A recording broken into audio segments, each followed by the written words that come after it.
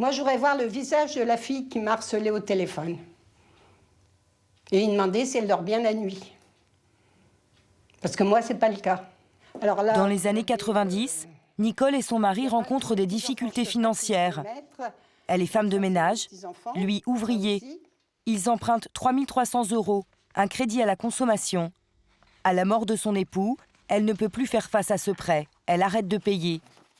Pendant 5 ans, bizarrement, on la laisse tranquille. Voilà. Jusqu'en août 2009. Donc jusqu'au jour où je reçois ce courrier-là, simple, sans recommander, sans rien. EOS Crédit Rec lui demande de payer au plus vite. Petit à petit, Nicole rembourse 2 200 €. Mais elle a des doutes. Elle se demande si la société est bien légitime à lui réclamer cet argent. Elle arrête les versements. Elle doit encore 1 000 €. Là, ça a enchaîné, voilà, les menaces en me disant non, il est hors de question, nous on veut cette somme-là, il est hors de question que vous baissez les mensualités. Sinon, on va vous saisir, sinon on fera ci, sinon on fera ça. C'était 4 coups de fil par jour. J'ai changé de numéro de téléphone. Je me suis mis en liste rouge et ils n'avaient plus mon numéro de téléphone. Et ils ont arrivé à me retrouver sur mon portable.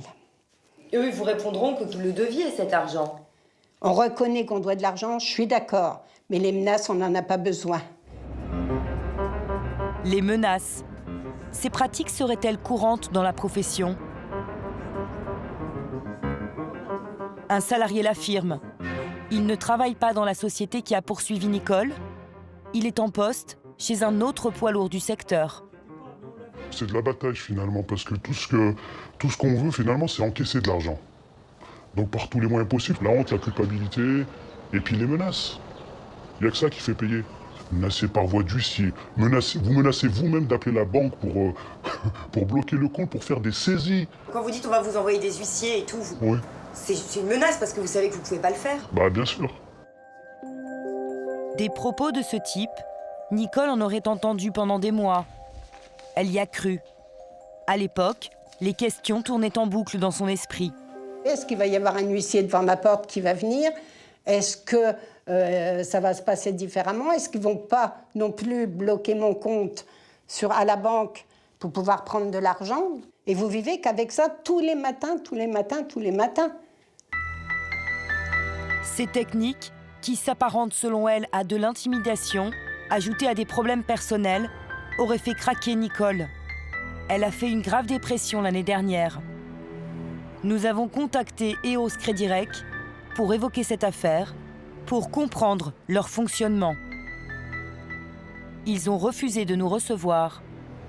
Aujourd'hui, elle poursuit la société EOS Crédit Rec pour harcèlement. Elle a perdu son procès en première instance. Elle a fait appel. Moi, j'aimerais bien que la justice ouvre les yeux sur cette question de société de crédit. On sait qu'on doit de l'argent, mais pas de la façon qu'ils vous la réclament, et pas de la façon qu'eux interviennent.